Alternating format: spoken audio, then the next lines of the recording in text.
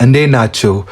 እንግዲህ ተደጋጋሚ ኮሜንቶች ያየው ነው የስፖርተኞች ፖስት ላይ በተለይ ደግሞ ራሳቸውን በጣም የሚገፉ ከባድ ነገር የሚሸከሙ ወጣ ያለ ነገር የሚሞክሩ ለምሳሌ እኔ አሁን እዚህ ጋር 140 ኪሎ ተሸክሜ መሬቱን በመቀመጫዬ ስሜ ነው የምነሳው የሚፈትን ከዛም ባለፈ ደግሞ ስቃይ ውስጥ የሚከት አይነት እንቅስቃሴ የሚሰሩ ስፖርተኞች ላይ አሽሟጣጮች እንግዲህ እንዴ ከፍዬ ልሸከም እንዴ የምትሏት ኮሜንት አለች። ያልገባችሁ ደግሞ ምንድነው ጥቅሙ በዚህ ልክ መልፋት መታገል ብላችሁ ግር ስትሰኙ አስተውላለሁ። ሁለት ምክንያቶች አሉ።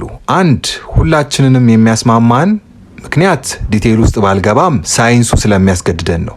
ሳይንሱ ሰውነታችሁን እንደዚህ አይነት የስቃይ ስቴት ውስጥ ካልከተታችሁ እድገት የሚባል ነገር አታስቡት ይለናል። ሁለተኛው ደግሞ እንግዲህ ለሁሉም መናገር ባልችል እኔን የሚያነሳሳኝ የሚገፋፋኝ ሰውነቴን ምን ያህል መግፋት እችላለሁ፣ ሰውነቴ ምን ያህል መቋቋም ይችላል የሚል ኩሪዮሲቲ ውስጤ ስላለ ነው። ይሄ ኩሪዮሲቲ ይሄ ሪስክ የመውሰድ ፍላጎት ሁላችንም ጋር ሌቭሉ እኩል አይደለም። ነገር ግን ይህንን ተፈጥሮ ኮንሽስሊ እናሳድገው ምንችለው ነገር ነው የሚለው የዚህ ቪዲዮ መልእክቴ ነው። በስራም ይሁን በቢዝነስም በእውቅና በፈለጋችሁ እናንተ ኢንተረስታችሁ በሆነው ዘርፍ ውስጥ ይሄ ኩሪዮሲቲ ውስጣችሁ አለ ወይ? የማደግ ራስን የማሻሻል ራስን መጥቆ የማውጣት ራስን አምጥቆ የማውጣት ሪስክ የመውሰድ ፍላጎት አለ ወይስ ባላችሁበት ስራ ኦር ቢዝነስ እዛው በዛች ቦክስ ውስጥ ታስራችሁ እየከረማችሁ ነው ያላችሁት? ወይስ ወጣ ያላችሁ ሪስክ እየወሰዳችሁ ነው ወይ? ሪስክ ስል እንግዲህ ገብታችሁ የምትዘረጠጡበት አይነት ሪስክ ሳይሆን ካልኩሌትድ የተጠናበት እውቀትን ማዕከል ያደረገ ሪስክና ኩሪዮሲቲ መሆን አለበት።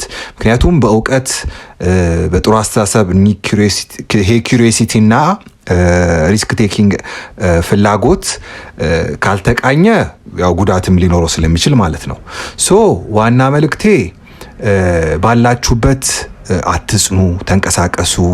ከተራራው ጀርባ ምን አለ ብላችሁ ጠይቁ።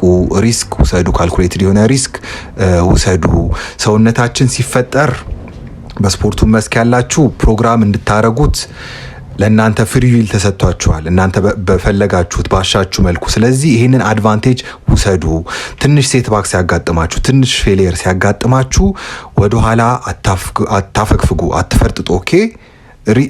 ፌሊየር ትምህርት ነው። በቃ ፌሊየር 1000 ፌሊየር ትምህርት ነው። ስለዚህ እንደ ትምህርት ውሰዱ። እሱን ሜንታሊቲ ስዊች ውስጣችሁ ፍጠሩ መልእክቴ ነው። አመሰግናለሁ።